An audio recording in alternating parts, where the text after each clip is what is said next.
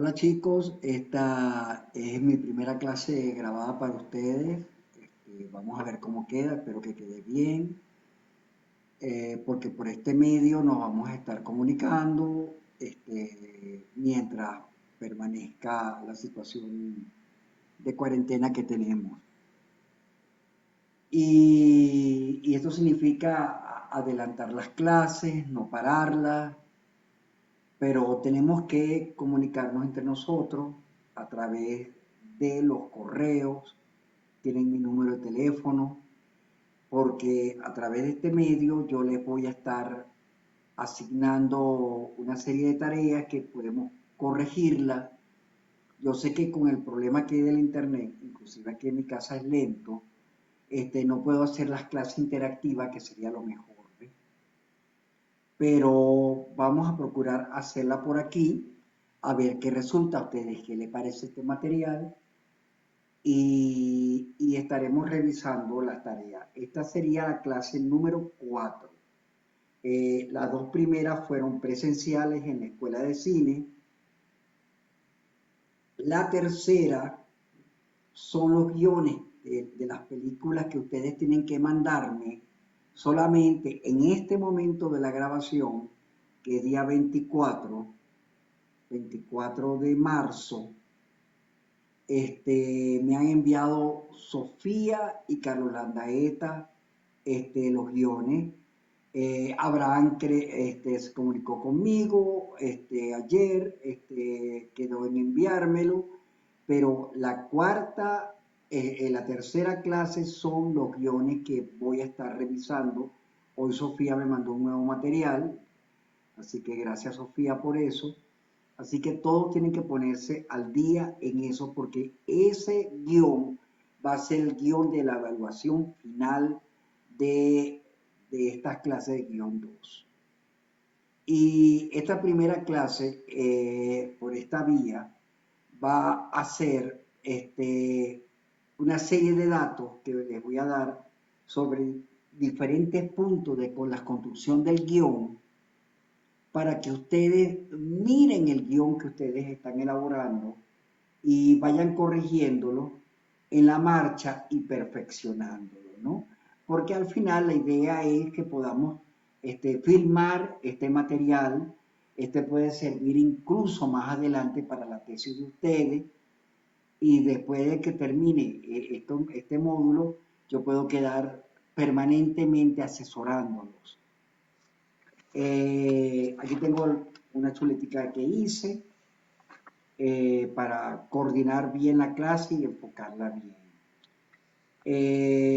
La primera y la segunda clase que tuvimos eh, fue por una inquietud que yo tengo de que ustedes realicen un buen guión, no cualquier guión, porque la falla más grande que tiene el cine venezolano es las historias. El cine venezolano tiene buenos técnicos, no grandes directores, de aquí tienen que salir grandes directores, pero carece de buenos guiones. ¿Por qué carece de buenos guiones el cine venezolano? Y lo hemos hablado mucho en clase y lo hemos discutido. Ustedes son un muy buen grupo, un grupo que tiene mucho feedback y es muy crítico, es uno de los mejores grupos que he tenido en la escuela. Básicamente porque el cine venezolano, también el teatro, soy hombre de teatro, el cine venezolano carece de la poética. Entonces no tenemos un cine de alta factura, porque copiamos la realidad tal como es. Y la realidad tal como es eso, un noticiero.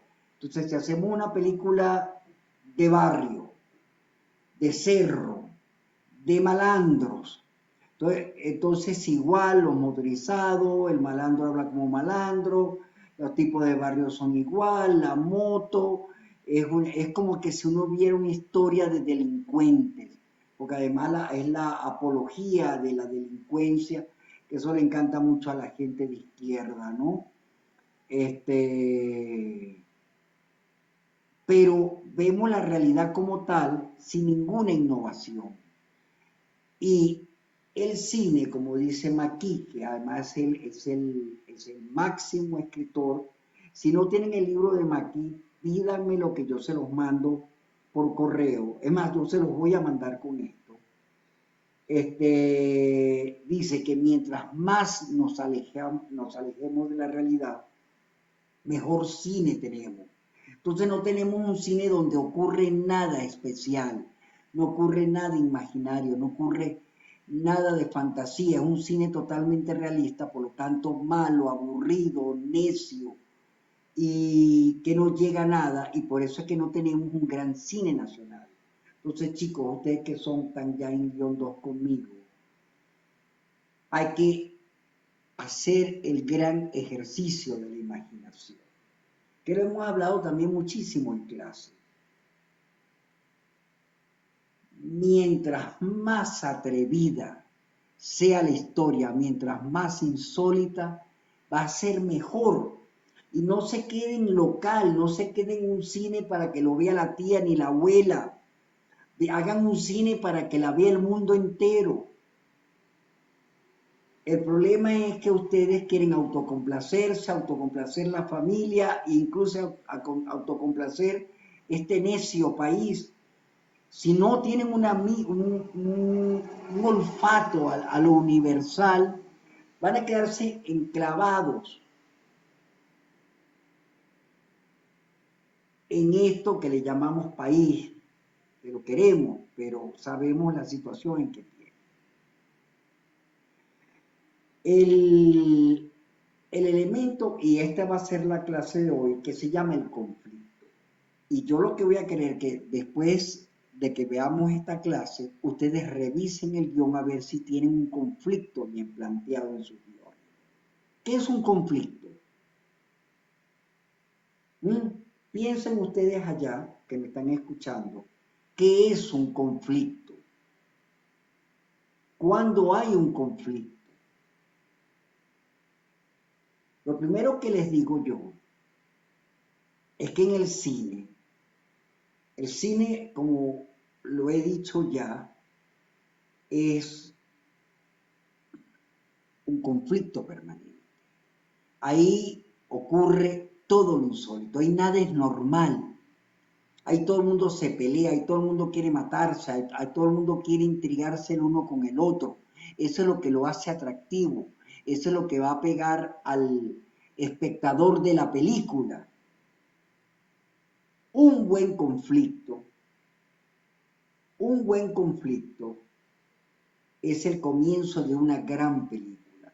Si ustedes no tienen un gran conflicto, lo más probable es que tengan una película sumamente aburrida. Y no van a gastar tanto dinero para hacer una película aburrida, no tiene sentido. ¿Qué es un buen conflicto? Un buen conflicto es, un conflicto ocurre cuando unas partes entran en disputa. Un conflicto no es igual a violencia, eso es otra cosa. Hay conflicto de carácter interior, de carácter humano, y ese conflicto puede ser individual con otra persona o grupal. Ese primer conflicto es, yo tengo un problema, pero la otra persona no sabe que yo tengo ese problema. Y a la larga va a haber una confrontación.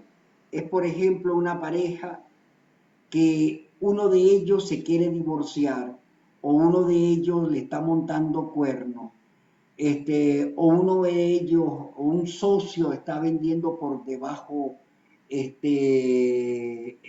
empresa, o alguien te está a punto de traicionar y tú no lo sabes. Es decir, hay alguien que ignora el conflicto. Lo importante de esto, y hablando del que hemos hablado muchísimo, de la técnica Hitchcock, es que el público el público sabe el conflicto. El que no lo sabe es el protagonista. El protagonista siempre es un pendejo que nunca sabe nada y cuando se entera va a tener que pelear y ganar o perder. Pero lo que el espectador debe enterarse siempre es de lo que ocurre que no lo conoce el protagonista. Es decir, por ejemplo, es una pareja y se notan que se aman mucho, pero uno de ellos le está montando cuerno y el otro no sabe. El público sí sabe que uno es un traidor.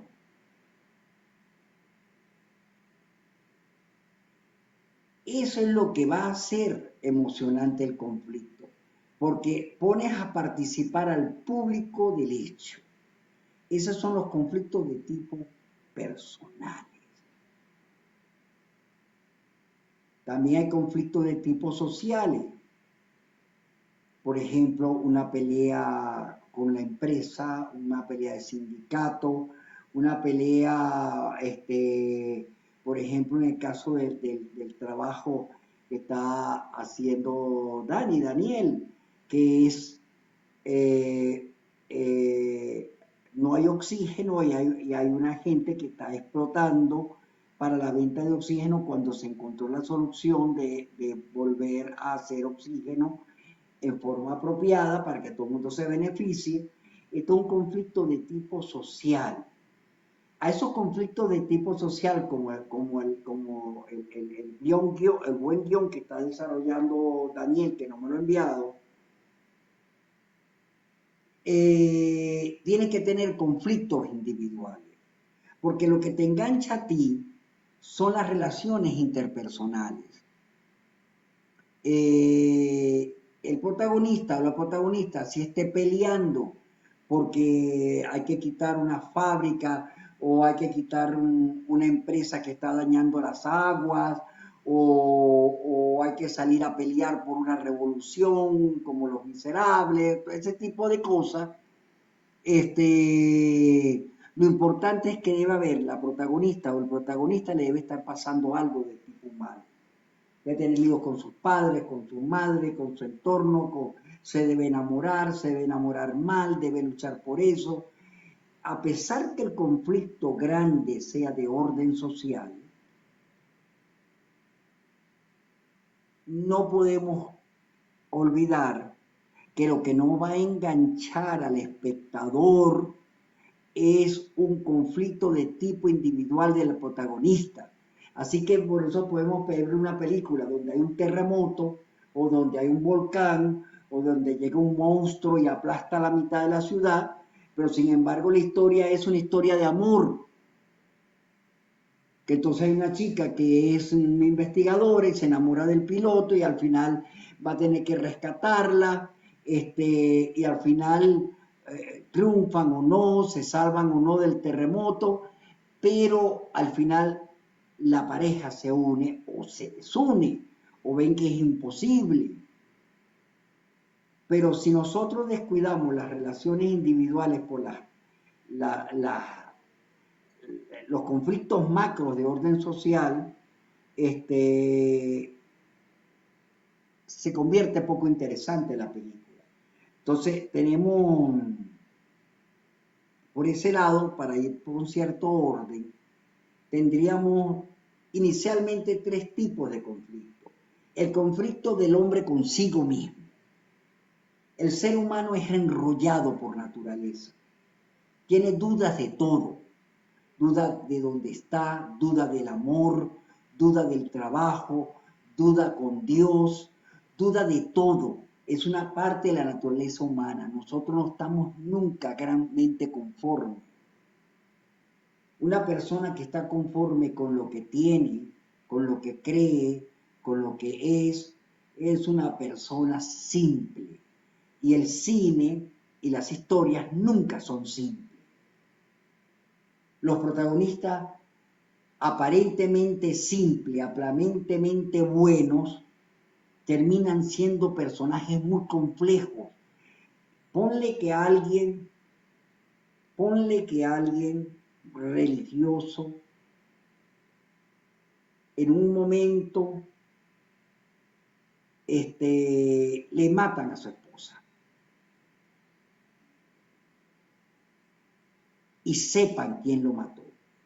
Y ese hombre empieza a tener un conflicto de tipo ético, moral, de rabia, y al final va a vengarse. Pero no se va a vengar con la justicia. Dice, yo lo voy a matar. Y entonces comienza una serie de conflictos de tipo interior. Así que cuidado con esos personajes puros, buenos, ahuevoneados, porque eso no hace el héroe. El héroe lo hace cuando es capaz de hacer lo insólito, lo que no haría las 300 personas imbéciles que están sentadas en una sala de cine contemplando eso y enamorándose porque el protagonista es mejor persona que nosotros, es mucho más valiente que nosotros, porque nosotros en ese caso nunca a lo mejor tomáramos una vida tan fascinante tomando determinaciones, donde incluso la vida misma se arriesgue. Porque toda esa gente que va a ver cine es una cantidad de idiotas que no tienen más nada que hacer sino ver cine, ¿no? Y a nosotros nos conviene, de eso vivimos. Tenemos un conflicto consigo mismo, tenemos un conflicto con el hombre. ¿Qué es un conflicto con el hombre? Un conflicto con el hombre es un conflicto con nosotros. Siempre los otros no somos nosotros. Los otros tienen ideas distintas de la vida, creencias distintas, relaciones distintas del mundo. Y a la larga siempre tenemos conflictos por eso, ¿no? Y hay conflictos con la naturaleza. Por ejemplo, y vuelvo de nuevo al guión de Dani, que me viene a la mente, el que no haya un buen oxígeno, en que hay un conflicto de orden social, es porque hay un conflicto de orden natural. La tierra se está muriendo. Entonces tenemos tres tipos de conflictos en ese nivel. Tenemos el conflicto de la naturaleza. La naturaleza, vean ahora lo del coronavirus, del bendito virus chino este. Este es un conflicto que tiene la humanidad con la naturaleza. De repente nos vence un virus, una cosa microscópica, algo que la humanidad no está preparada. Creemos que nuestros enemigos son más grandes y nuestros enemigos son totalmente invisibles. O en este momento el mundo tiene un enemigo que es una peste, que no la vemos, que es un estornudo. Y de eso hay grandes historias. Acabo de leer una, por ejemplo, de un sacerdote, acabo de leerlo hoy, que sufría de asma.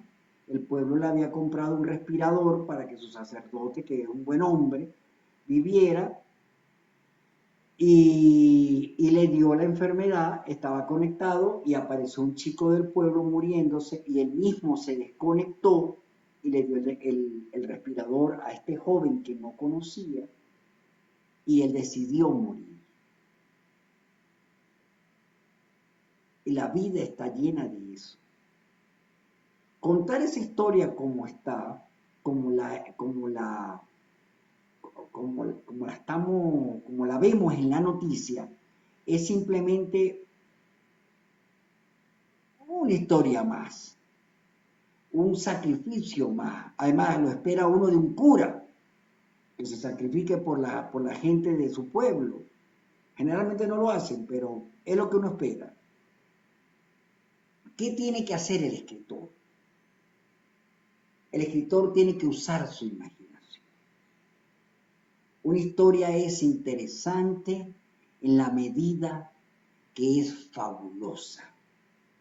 Entonces, partimos de esta historia que es un conflicto con la naturaleza, y lo convertimos en un conflicto de tipo humano. Porque a lo mejor el muchacho este ya no es lo que dice la noticia, sino que el escritor inventa. Este muchacho ha asesinado a la mamá del cura. Y el cura se metió a cura y ha sido buena gente después del asesinato de su madre, pero siempre se ha querido vengar de quien hizo. Y al final, él tiene que perdonar al asesino de su madre.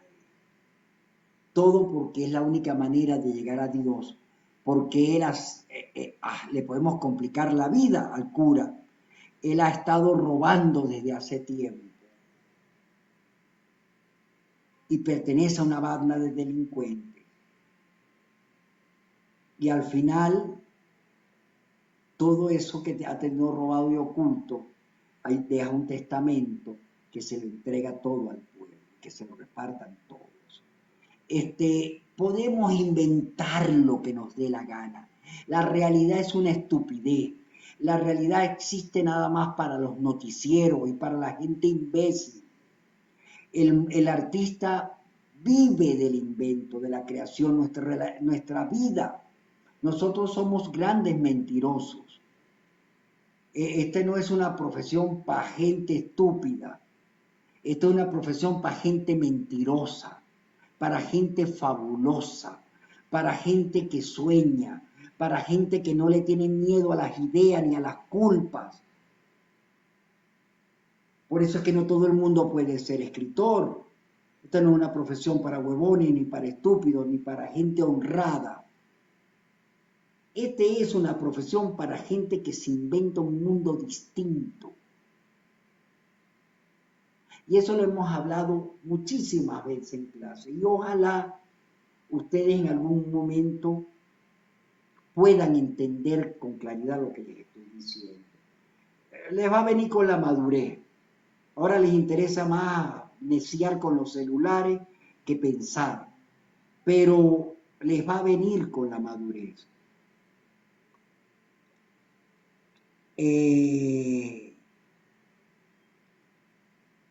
Volviendo al conflicto, ustedes saben que me disperso mucho, pero ¿dónde tenemos el gran conflicto? Le hemos hablado mucho.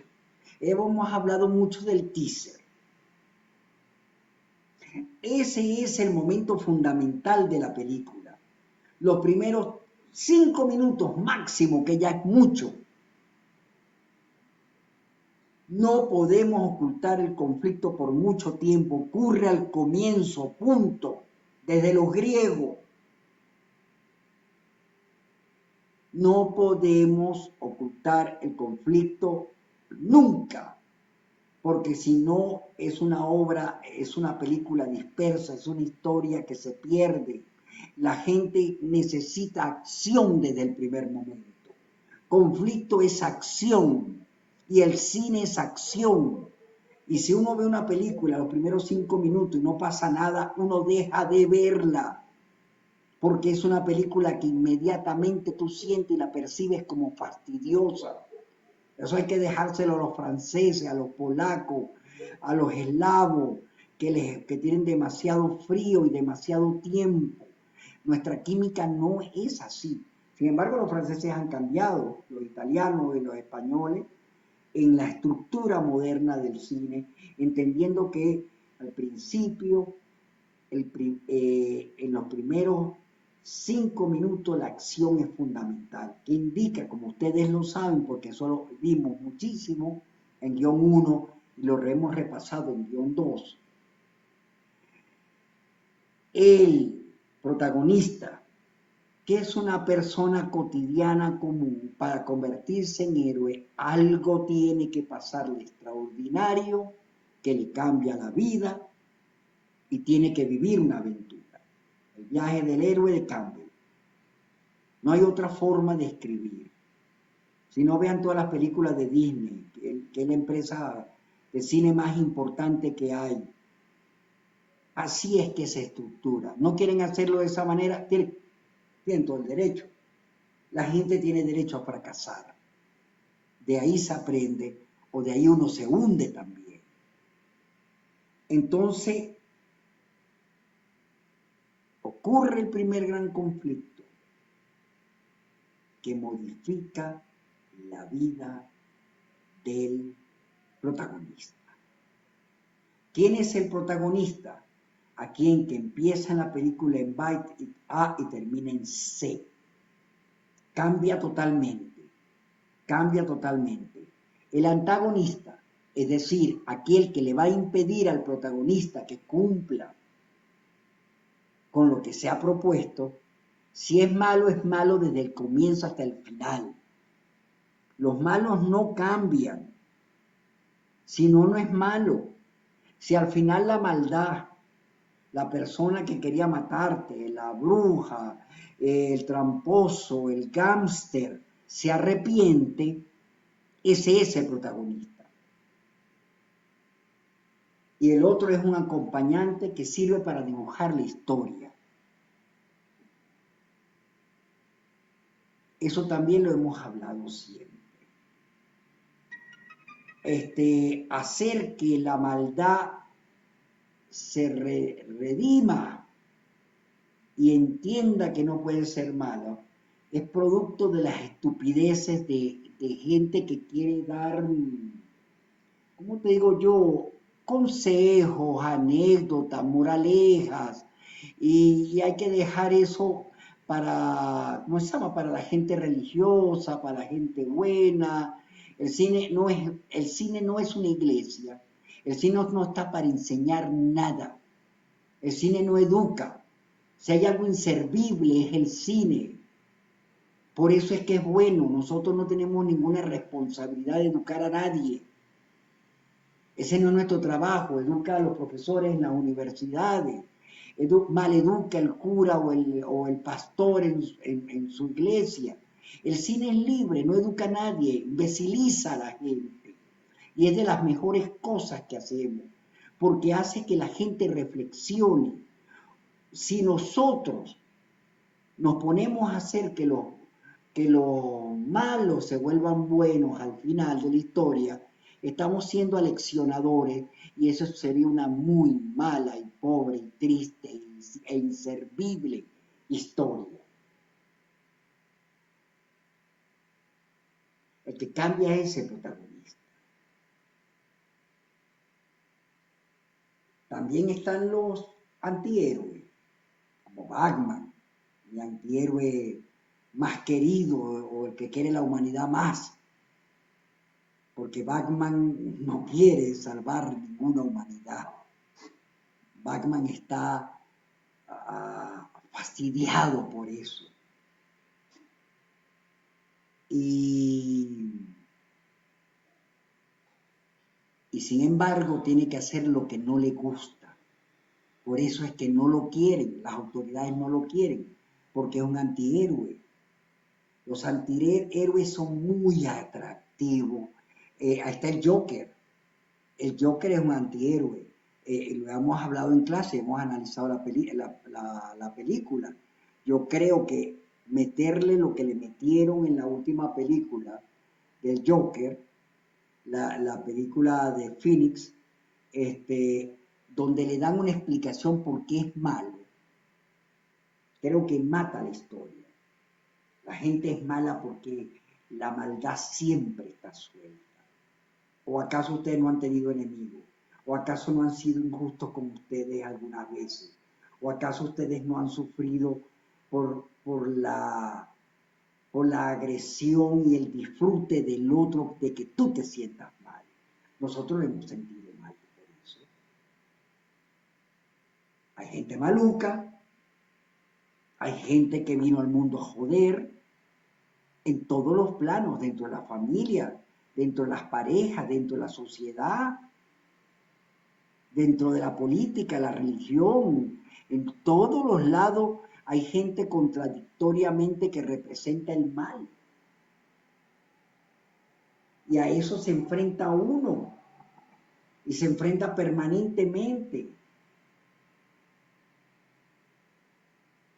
Por eso es que deben ver películas de Terrence Malick. Deben verla, porque Terrence Malick los hermanos Cohen que sí se hacen preguntas sobre cómo es el mal y quién es el mal. Tanto Cohen como, como Malick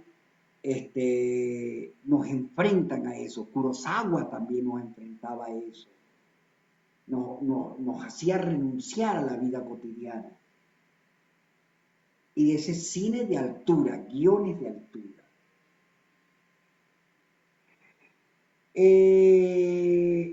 Regresando al conflicto, no vamos a encontrar tres tipos de conflictos. Ya hablamos de tres, que era la naturaleza, el hombre y consigo mismo.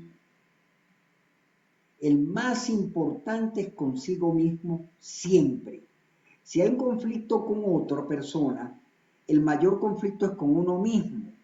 Por ejemplo, yo tengo una pareja que amo mucho y descubro que es un asesino o es un violador o,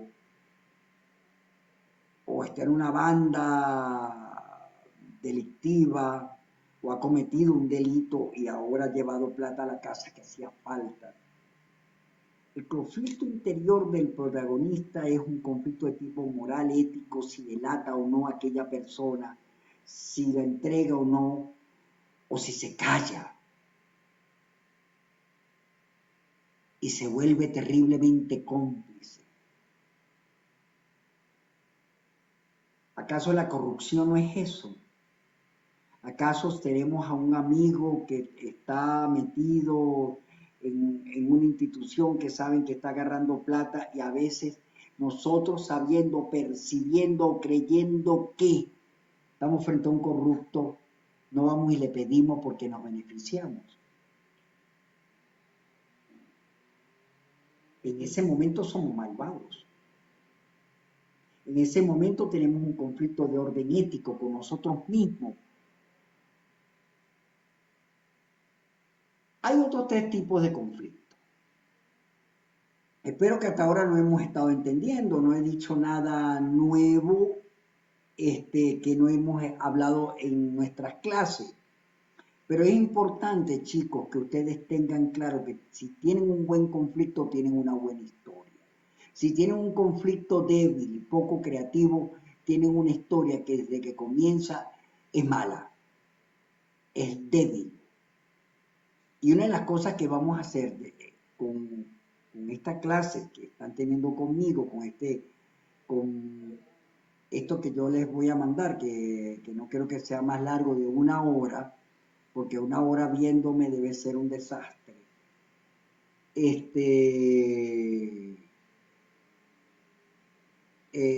Ustedes estén seguros que tienen un conflicto interesante y que la resolución de ese conflicto es mucho más interesante y que el final de ese conflicto, como lo resuelve el protagonista, es totalmente inesperado. Un conflicto interesante que llega a un pico totalmente insólito y al final un final totalmente inesperado que el espectador no lo espera. Si ustedes tienen esta curva muy bien estructurada, tenemos pero una super historia. Hay otros tres tipos de conflictos.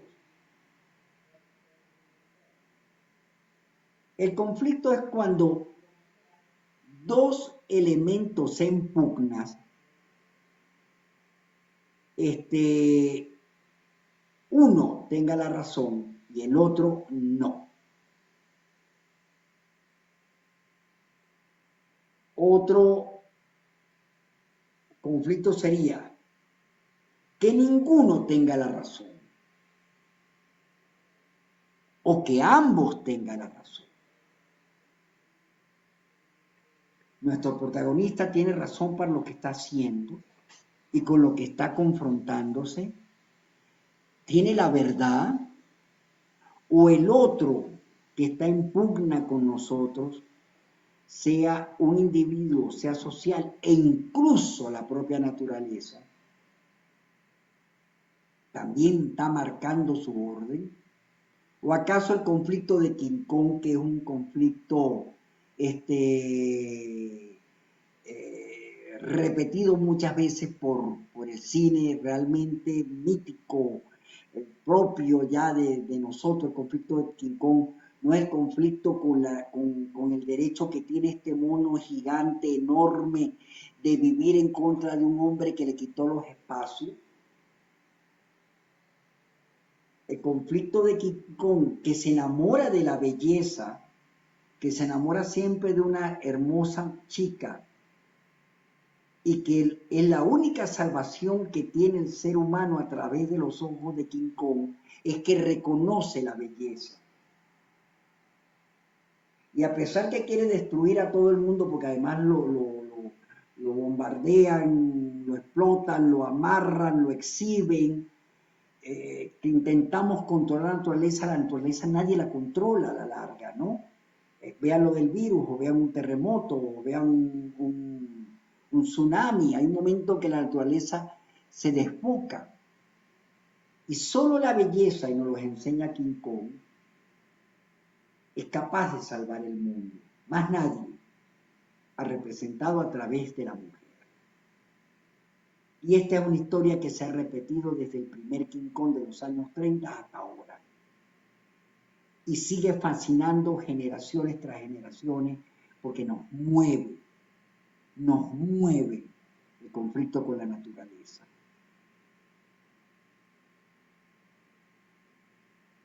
El protagonista tiene razón con su enemigo natural, o ambos tienen razón. ¿Ah? O ninguno tiene razón.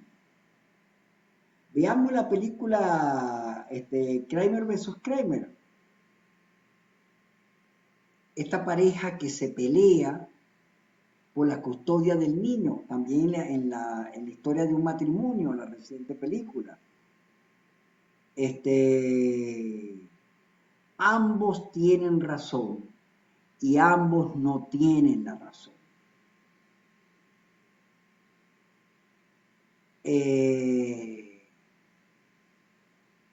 Este conflicto es muy interesante. Pone al público a pensar. No le da solución. El protagonista no es el bueno. El protagonista también puede equivocarse. El protagonista es humano. El protagonista es un ser humano complejo. Un ser humano lleno de contradicciones. ¿Acaso en la película El Padrino el protagonista no es un gángster? Y que manda a matar gente. Y es una de las grandes historias que ha hecho el cine.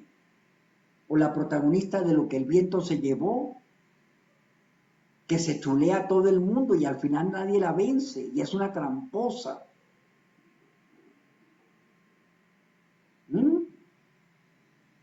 Cuidado con hacer protagonista como que si el protagonista ya tiene que ser un ser humano limpio, puro, bondadoso, prístino, adalid del bien, luchador del mal.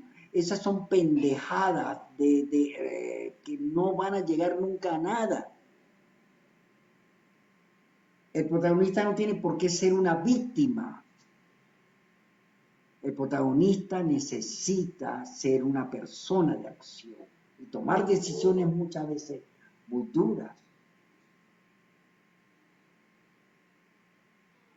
Porque en el cine la gente es excepcional. Es totalmente excepcional. Y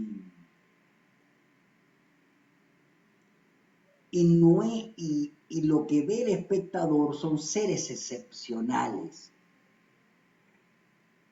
donde la realidad no tiene ningún parámetro. Por eso es que yo digo, cuando ese cine de malandros que hacen los venezolanos, que copian un lenguaje totalmente callejero, imitan modismo de la calle. Cuando eso se hace y la copia es totalmente la realidad, es más noticia y menos poesía. En la primera clase que tuvimos nosotros en este módulo, le insistí mucho de que si no aproximamos nuestro cine a lo poético, a lo mágico, a lo imaginario, a lo mágico maravilloso, siempre vamos a tener un cine fracasado, inmediato, pobre, antiestético incluso, que inclusive quiere copiar patrones de la televisión, la protagonista bonita, el protagonista bello, todo el mundo bonito, todo muy limpio, eh, muy triste, muy triste. Yo mandé a ver Amores Perros, espero que todos los hayan visto, espero que cada vez que yo les recomiendo una película la vean, porque ustedes son una generación que no quiere ver cine ni se quiere empapar, inclusive ustedes que son estudiantes de cine, aunque yo tengo uno muy bueno, no hay esta Andreina que ha visto más películas que yo. Necesitan chicos ver a los grandes maestros del cine, porque es que se dice, claro, hay salvo excepciones como el maestro Scorsese, pues, pero se dice que el siglo XXI no ha estado dando grandes cineastas. Quizás sí, yo creo que Roma es enorme película, muy criticada por los cineastas venezolanos. Es que no conozco un cineasta venezolano que le haya gustado Roma, es porque son unos envidiosos, porque son incapaces de crear una joya poética. Prefieren seguir haciendo el cine de malandros que poesía que necesitas investigar, pensar, soñar, entrar con tus propios demonios, acostarte contigo mismo, confrontarte con todo, reventarte la cabeza, lanzarte de un octavo piso y renacer. Ellos no son capaces de eso. Un creador se renace permanentemente. Entonces vean bien el conflicto, cómo es la relación con quien se opone a que tú triunfes, a que el protagonista triunfe. Nuestro protagonista tiene razón, nuestro enemigo tiene razón también, que sería bueno, porque entonces hacer la maldad como la maldad también es una estupidez. A mí me encanta, ¿por qué creen que la Guerra de las Galaxias es un ícono de la cultura, de un regalo a la humanidad? Oye, porque Luke Skywalker, que no quería pelear con nadie, termina peleando con la fuerza oscura más grande que es su propio padre.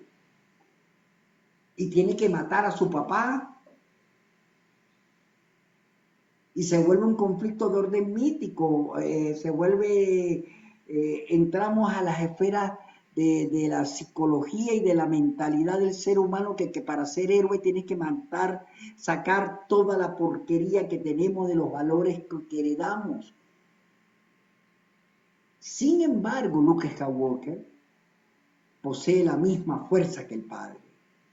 Y eso mismo le pasa a Harry Potter, por eso es que se vuelve importante esta saga, porque Harry Potter también está bañado por el mal,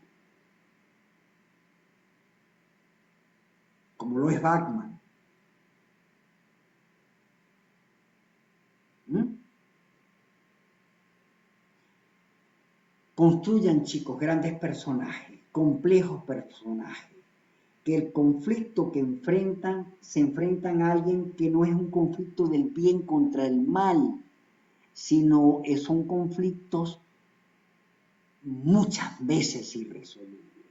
Las grandes películas llegan cuando ambos partes pueden ser que tengan razones por lo que pelean.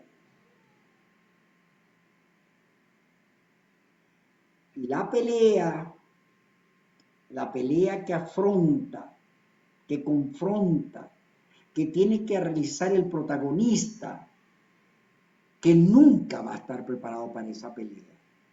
Porque no es un soldado, no es un... No, no, no, no, no, no, no. Siempre tiene que ser una persona que no está preparada para eso, para que haya empatía con el espectador, ese que nos va a estar viendo, ese que nos va a aplaudir, ese que va a comprar el boleto para la entrada, ese que va con la novia para salir al cine nada más para echarle mano, esos que nos van a regalar los premios, nos van a premiar en los grandes festivales. Hay que moverle, hay que moverle su interior, hay que llenarlos de dudas.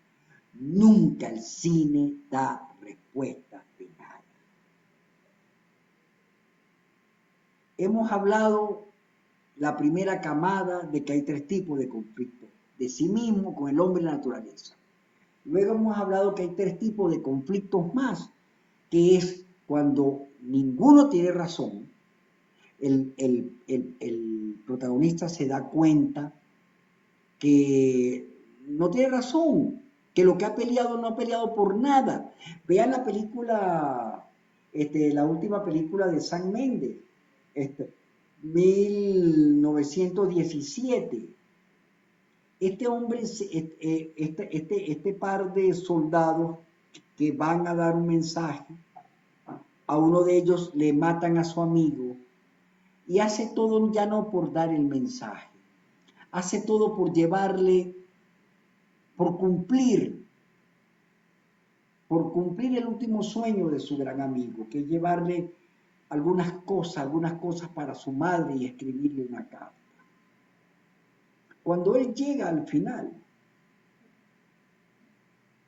se da cuenta que ha perdido su tiempo, que todo lo que hizo, que no valió la pena, que el hermano es un tipo que está comido por la guerra, que no haya cómo responder a eso.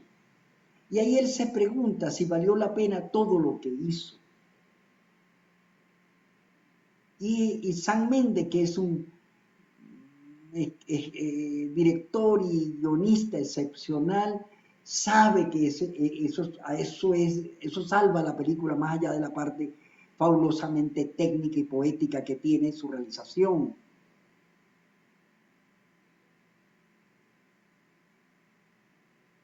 El conflicto humano al final.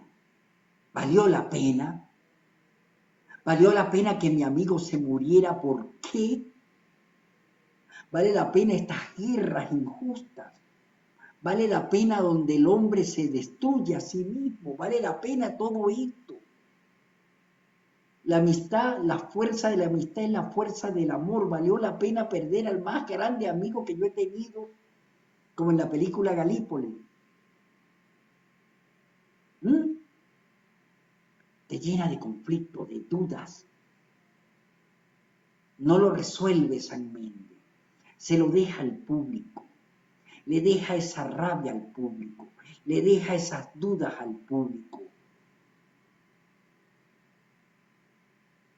Cosa que viene haciendo Sam Mendes siempre, por cierto, en su ya su importante filmografía. ¿Mm? Así que vean, tenemos eso, quien no tiene ninguna razón, que ambas partes tienen razón o que una parte tiene razón. Y solamente lo digo para repasar, cuando una parte tiene razón y el otro no, el público sabe por qué no tiene razón. El público es el que conserva el secreto. No le ocultemos el secreto al público. Hagámoslo cómplice. Porque dice, no, poco a poco para que la gente no se dé cuenta que esto es lo que está pasando. Cuidado, cuidado, si hay muchas películas que al final te sorprende, al final no es lo que creíamos, que llega, wow, que tú dices, wow, yo no esperaba que iba a suceder esto. Pero eso no tiene que ver con el conflicto, sino con la resolución del conflicto. La resolución de conflicto es tan poderoso, un final tan insólito como cuando el primer planeta de los simios, el protagonista que lo hace Charlton Heston, creo que es de los años 60, ve la estatua de la libertad partida, destrozada a la orilla del mar y sabe que está en el futuro, que la humanidad se va a destruir. Y lo descubrimos al final. Y hace que el público reflexione. No le das una solución, no se lo explicas nunca. Nunca. Nunca. No le damos soluciones al público nunca. No enseñamos al público nada. Nada.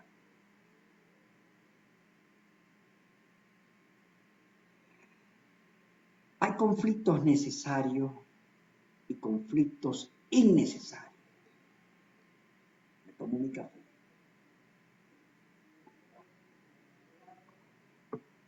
Un conflicto necesario es que cuando tengo yo que afrontar algo porque sí, que tengo que salvar la tierra, tengo que salvar mi madre que ha quedado atrapada en un edificio que se acaba de derrumbar y lo van a dinamitar y yo tengo que rescatarla.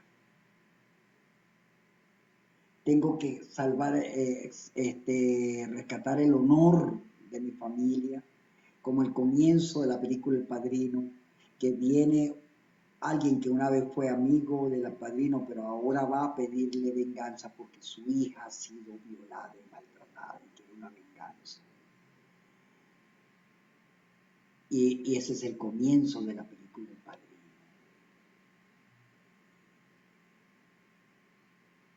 Hay un momento que hay que asumir con gallardía la venganza. El conflicto es necesario. ¿Cuándo el conflicto es innecesario y que el público tú no lo engañas? Cuando tiene una solución. Cuando desde el primer momento se ve la solución. Cuando no tiene ninguna profundidad. El conflicto. Que tú dices, ¿por qué no hicieron esto? ¿Por qué no hicieron allá? ¿Por qué no hizo una llamada telefónica? ¿Por qué no atendió a tiempo? Si sabía que tenía esto para rescatarla, ¿por qué no se lo dio allí? ¿Por qué lo ocultó? El público piensa todo. Y si le das chance a pensar, la película fracasó. ¿Por qué? Porque el conflicto no es más que una cadena de conflictos que va aumentando hasta que explota. Que eso va a ser motivo de otro video, ¿no?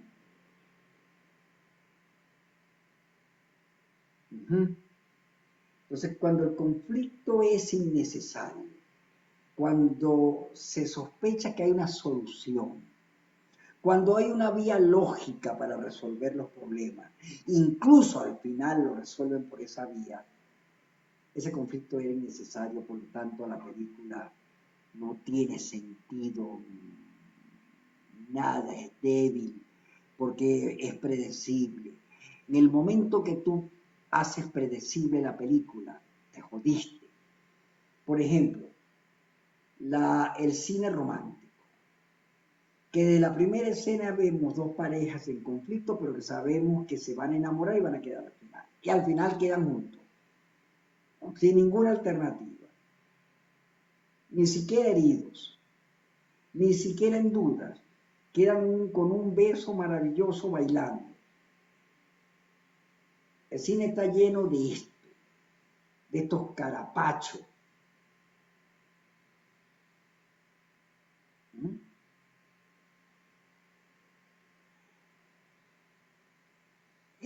Muchas veces forma parte del Star System, ¿no?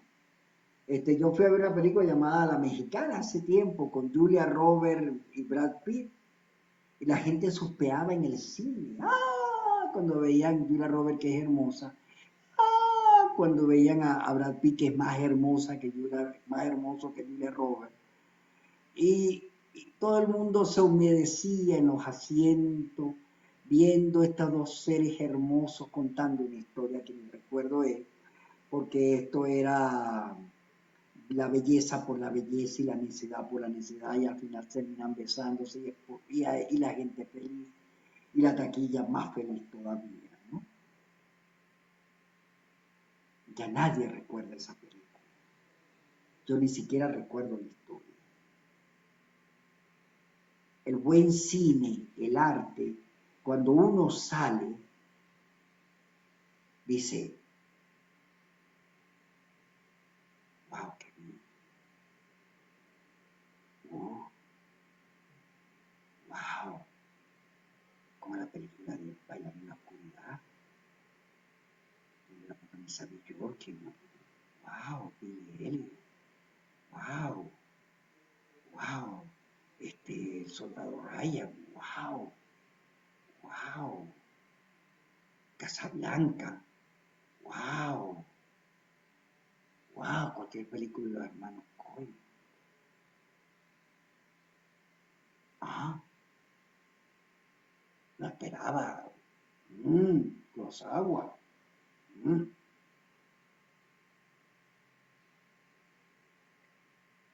te deja algo. Las películas no te dejan nada, tú sales alegre, feliz, hablando, abrazando, vamos a ir, vamos a comer, te olvidaste que viste.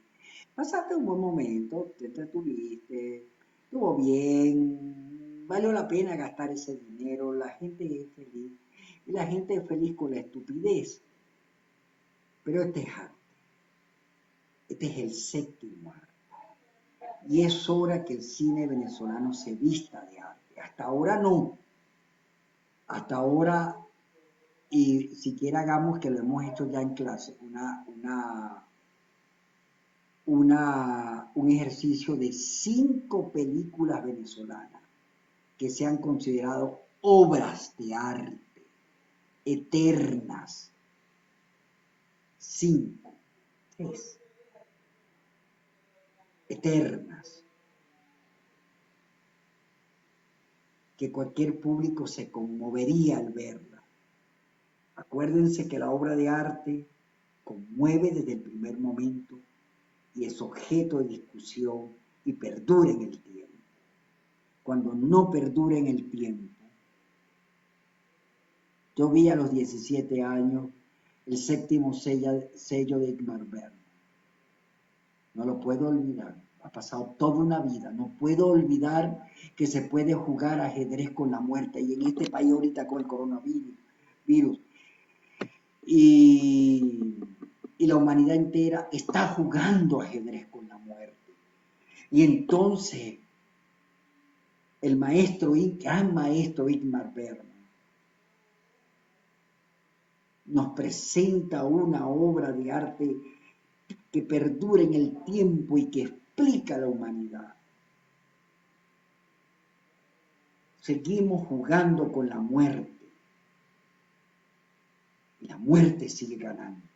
Siempre va a ganar, aunque le hagamos trampa. De esa manera, porque nos va a descubrir hacia dónde vamos. Nos falta gente culta, filósofos, pensadores profundos en el cine nacional y en todos los aspectos y en todo el arte del devenir cultural de Venezuela.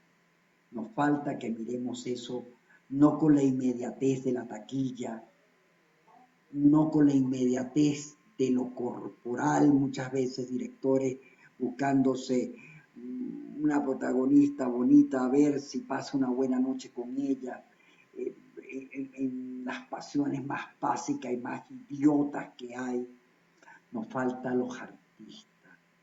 Y ojalá quienes me están escuchando, que son ustedes, de mi clase de guión 2, estén esos artistas. Aquí estaba yo, tengo parte una chuleta, de los conflictos sociales, interpersonales, cuando uno tiene la razón, y bueno, ya tengo una hora hablando con ustedes, no me voy a extender más, porque en la dinámica de la clase estuviésemos conversando mucho, porque además tengo, y me gusta decirlo, un grupo muy interesante, muy inteligente, muy especial que son ustedes. ¿Verdad? Que me siento muy orgulloso de este grupo, ¿no? Quiero, y esto es una tarea, y se las voy a escribir también, quiero que observen el guión que han estado desarrollando y observen el conflicto. Vean, tengan claro el nombre del protagonista, cuál es el conflicto que tiene, qué sucede para que ese conflicto aplaste al protagonista, le dé duro, no le impida la vida, le pase mil cosas hasta que enfrentando el conflicto logre vencerlo, ¿no? Y cambie la vida de todos, especialmente la de él. Y ya hemos dicho que hay tres formas, y lo hemos dicho desde el primer momento de terminar una película.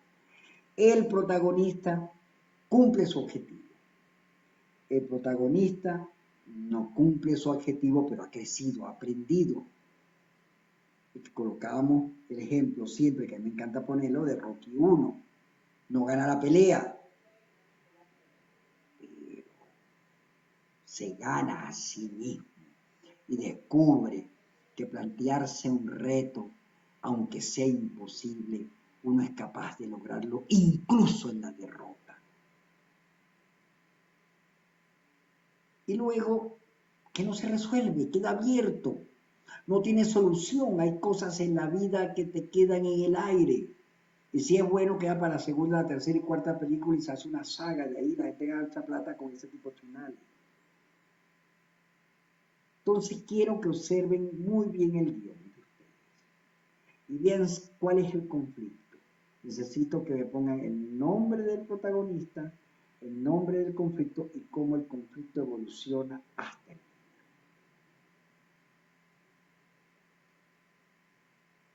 Y con eso es la evaluación de la cuarta clase, porque la quinta clase va a ser el diálogo y vamos a dialogar, porque una de las grandes problemas del cine nacional es que uno no recuerda nada de lo que dicen en el cine venezolano, porque quienes dialogan son imbéciles y dialogan situacionalmente. Ven, corre, vente para acá, agárralo, ven acá, oh, yo te quiero mucho.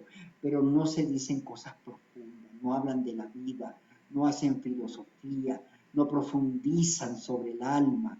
Son seres humanos vacíos. Nuestro cine nacional hay que llenarlo de poesía y llenarla de belleza y llenarla de reflexión y de enorme palabra, porque la fuerza de la palabra transforma el mundo.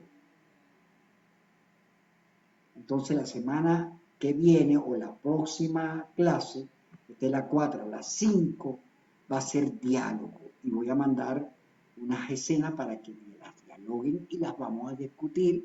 Ojalá pudiese ser interactiva. Así que chicos, tienen que ver todo.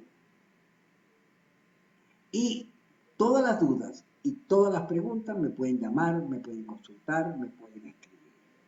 Así que bien, cuídense, es una situación delicada, muy buena iniciativa de la Escuela de Cine, de que las clases sean interactivas para que no se pierda la dinámica de la formación que ustedes están teniendo como cineastas. Gracias.